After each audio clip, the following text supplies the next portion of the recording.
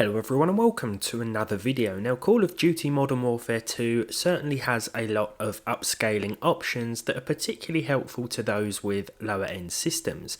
I mean, we've got NVIDIA image scaling, AMD FSR, Fidelity FX CAS and Intel XeSS, which at the time of this video doesn't work, it just defaults to off after leaving the graphics menu, but it's there and I'm sure it will be fixed very soon if it hasn't been already.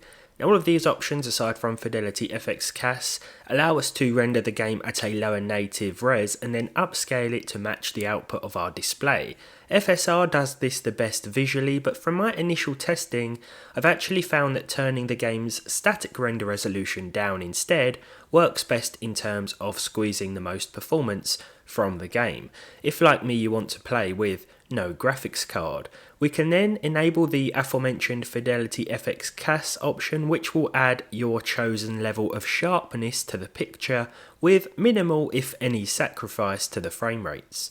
I came to that conclusion that this worked best thanks to the in-game benchmark mode, which runs through a pretty action-packed scenario and gives us some performance metrics at the end. I'm not sure COD has ever given us a dedicated benchmark mode before, but I could be wrong. It's very handy though, that's for sure.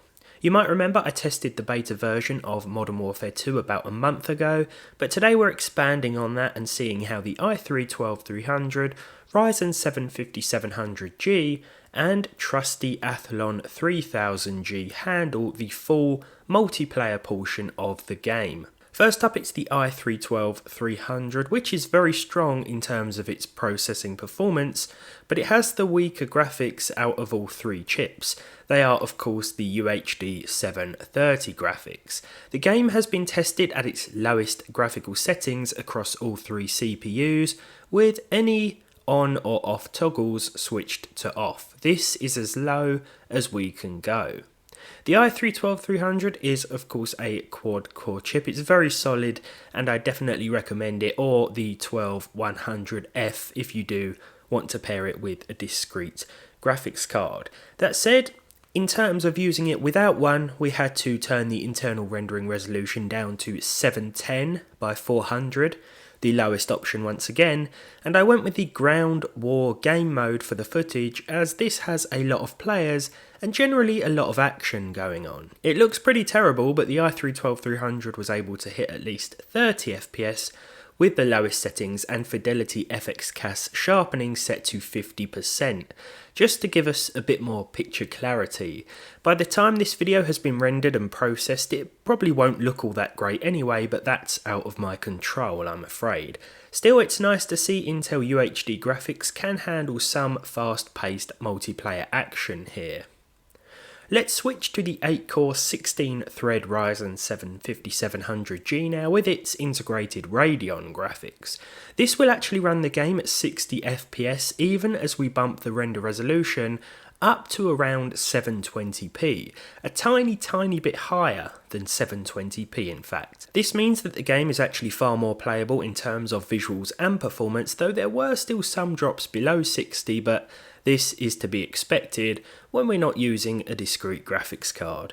I think as the market gets better, as far as used graphics cards are concerned, it would be a good idea to go out and get something now, but if your dream GPU isn't quite as low in price as you'd like at the moment, just know you can enjoy this game on the octa-core 5700G with no significant issues.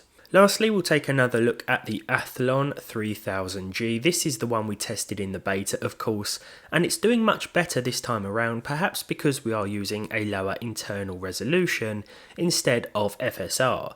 There have probably been some performance optimization since that beta came out too, and although we are back at the lower 710 by 400 internal display res, I do think that thanks to the sharpness that's been applied, this is still somewhat playable. The 50 FPS average is quite surprising too, even if it does come at the cost of what some might refer to as a pixelated mess. Call of Duty Modern Warfare 2 2022 will run without a graphics card, and it's actually quite enjoyable if you have a higher end APU such as the Ryzen 7. Intel UHD users, or those who love the Athlon 3000G as much as me, will also be pleased to know that the game will start and play, but it's fair to say you might not have as much of a competitive edge compared to players with more powerful systems. On that note then, thank you very much for watching. If you enjoyed this one, leave a like, leave a dislike if you didn't. If you have integrated graphics, well, let me know how it runs for you, of course, and hopefully I'll see all of you in the next one.